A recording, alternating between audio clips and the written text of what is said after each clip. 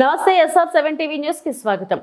హేమాచల లక్ష్మీ నరసింహస్వామి తైలాభిషేకానికి పోటెత్తిన భక్తజనం. ములుగు జిల్లా మంగపేట మండలం మల్లూరు గ్రామంలో వెలిసిన సింహాచలం లక్ష్మీ నరసింహస్వామి ఆలయానికి అధిక సంఖ్యలో తరలివచ్చిన భక్తజనం. శ్రావణ మాసం కావడంతో తరలివచ్చిన భక్తజనం వారి మొక్కులు చెల్లించుకున్నారు. ఈ కార్యక్రమంలో పాల్గొన్న వారు ఆలయ అర్చకులు Edunuthala Eshwarchandra Sharma, Karampudi Pavanamacharyulu, police department ASI Chatla Nageswararao, అతిథులు సుఖేందర్, సత్యం, శేఖర్, రాజు, రాంబాబు తదితరులు పాల్గొన్నారు.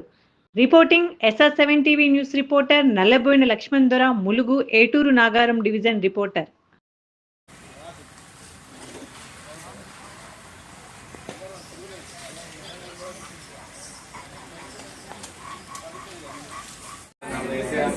सरस्वती नामदेस्य धनवश्री नामदेस्य श्री साई मल्ली नामदेस्य सामंडस्य आमंत्रितोत्रस्य नवीन कुमार नामदेस्य स्वाति नामदेयः धन सहकुटुम्बस्य समानस्य अपूर्व गोत्रस्य लक्ष्मी नामदेयः पुण्यचंद्र नामदेस्य रवि नामदेयः श्रीमती नामदेयः सहकुटुम्बस्य वसुनिटि गोत्रस्य राजू नामदेयः श्रावणी नामदेयस्य दीक्षिता नामदेयस्य पद्मा नामदेयः सरकुटुम्बस्य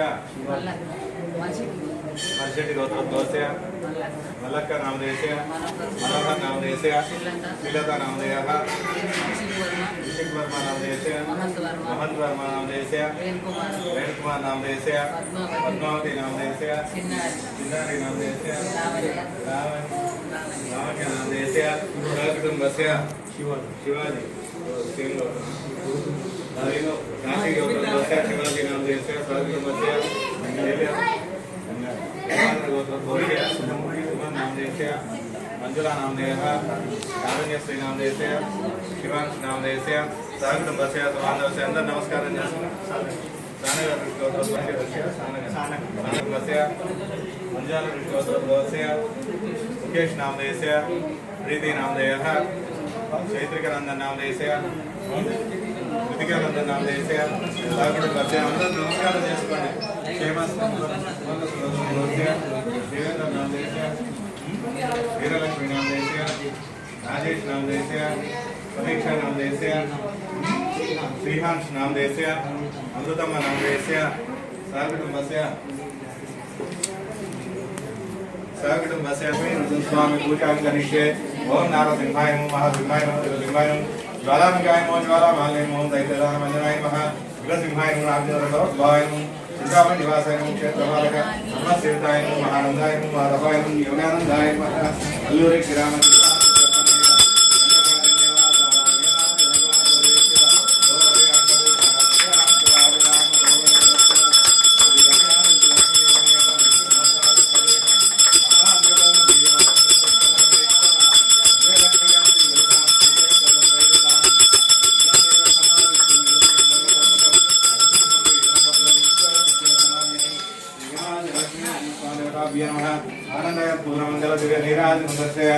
నమస్కారం చేసుకోండి.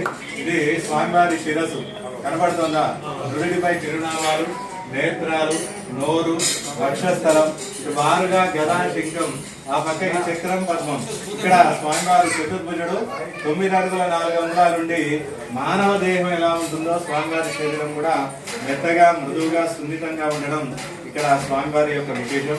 ఇకపోతే ఇది శాతవాహన శకం 2వ శతాబ్దంలో దీపకర్ణి అనే మహారాజు గారికి ఆ స్వామివారి స్వప్నంలో కనిపించి నేను ఈ ప్రదేశంలో ఉన్నా నన్ను బహిర్గతం చేయండి అని చెప్పగా వారి సైన్యంతో వచ్చి ఈ కొండలంతా తొచ్చుకుంటూ వచ్చారు. అలా తొచ్చుకుంటూ వస్తున్న క్రమంలో ఆ స్వామివారి నాభిలో గుణపం పొడి తగిలింది.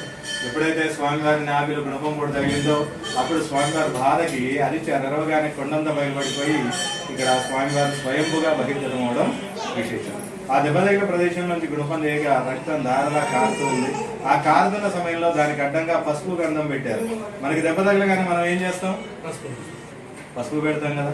అలాగే స్వామికి ఆ యొక్క నాభి ప్రదేశంలో పసుపు గంధం కలిపిన మిశ్రమాన్ని ఆ యొక్క నాభి ప్రదేశంలో అద్దారైనప్పటికీ కూడా ఆ స్వామివారి వృక్షం పొందకపోగా బాధతో అరుస్తున్న స్వామివారిని రాజుగారు అడిగారట, స్వామి మీ యొక్క బాధ నుంచి మీరు విముక్తుని చేయాలి అంటే నేనేం చేయాలో పరిష్కార మార్గం తెలుపమనగా ఆ స్వామి గారు సెలవు ఇచ్చింది ఏంటంటే తైలాభిషేకం చేయమని చెప్పారు. తైలం అంటే ఏంటి?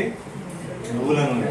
నువ్వుల నూనెతో అభిషేకం విష్ణు క్షేత్రాలలో ఎక్కడ కూడా నువ్వుల నూనెతో అభిషేకం చేయరు. మన స్వామివారికి ఇష్టం, ప్రీతికరం. అందుకనే ఇక్కడ స్వామివారికి నువ్వుల నూనెతో వేద పండితుల చేత, ఋషుల చేత రాజుగారు అభిషేకం చేయించి ఆ స్వామివారి యొక్క బాధ నుంచి ఉపశమనం కలుగజేశారు రాజుగారు. ఎప్పుడైతే ఆ యొక్క బాధ నుంచి స్వామివారు విముక్తుడయ్యారో అప్పుడు లోక కళ్యాణార్థం ఇక్కడ 2 వరాలు ఇవ్వడం జరిగింది. ఆ వరాలు ఏంటంటే దెబ్బ తగిలిన ప్రదేశంలో